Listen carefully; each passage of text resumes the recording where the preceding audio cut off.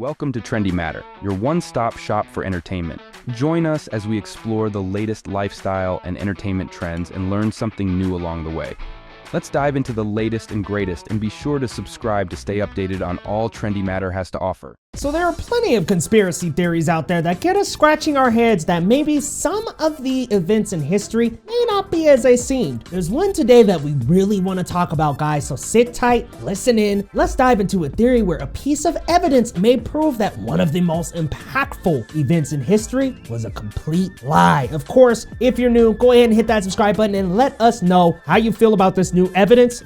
Let's dive in. What if Neil Armstrong's famed moon landing in 1969 was a lie? One of the biggest lies ever told? A major piece of evidence seems to suggest that America's lunar conquest was a hoax. People have noticed that Neil Armstrong's space boots do not match his footprints on the moon. Iconic moon landing outfit. To date, Neil Armstrong's iconic moon landing outfit is one of the most attractive treasures housed at the Smithsonian Museum. The outfit stands tall among the multitude of aviation and space artifacts in the Washington, D.C. Museum. Armstrong's suit is a key part of the landing. According to the National Air and Space Museum, Armstrong's spacesuit is a key part of one of the single greatest achievements in the history of mankind. The material of the suit. The suits, which are made from non-flammable material and include a liquid cooling garment, were designed to provide relative comfort for 115 hours. The boots were attention-grabbing. The white suit, which also came with gloves and attached helmets,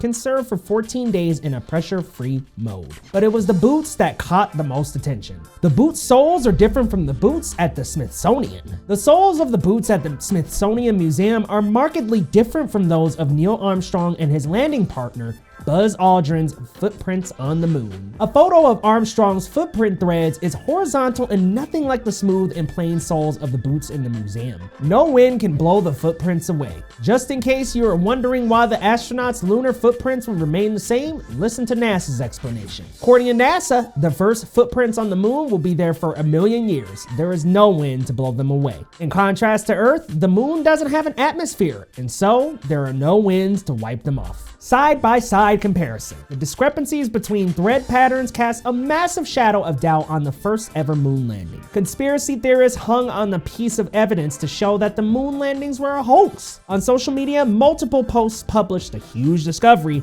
placing the boots side by side. It all came back to the boots. But these conspiracy theories have fallen flat on their faces. Superior arguments and evidence have since shown that, indeed, the moon landings of 1969 and 1972 happened. So what about the boots? Their boots shielded from solar radiation. Well, Armstrong and his team wore the Smithsonian Museum suits, but with additional gear, which included overshoes with threaded soles. The soles were to provide traction on the moon's surface and shield the astronauts from solar radiation. Photos showed multiple footprints of threaded shoe soles. Also, the threaded footprint under contention was from Buzz Aldrin and not Armstrong, as widely speculated. Plus, photos of the moon landing showed multiple footprints of threaded shoe soles. The overshoes were left behind along with other items. These overshoes never made it back to Earth. They were left behind along with nearly 100 other items such as TV lenses, tools, and camera equipment. The astronauts had to sacrifice these items for lunar samples to meet with weight requirements for the spaceship.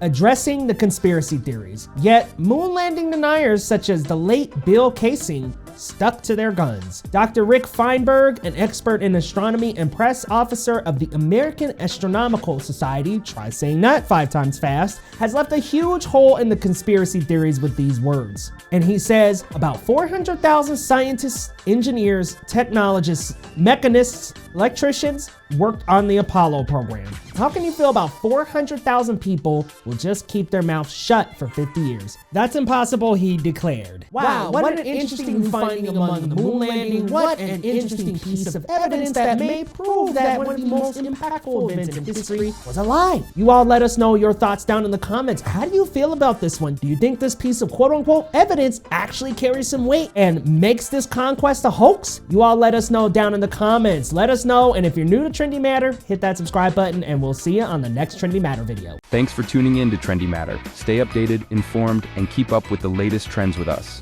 Don't forget to hit that subscribe button for more exciting content. Until next time, keep the trend alive.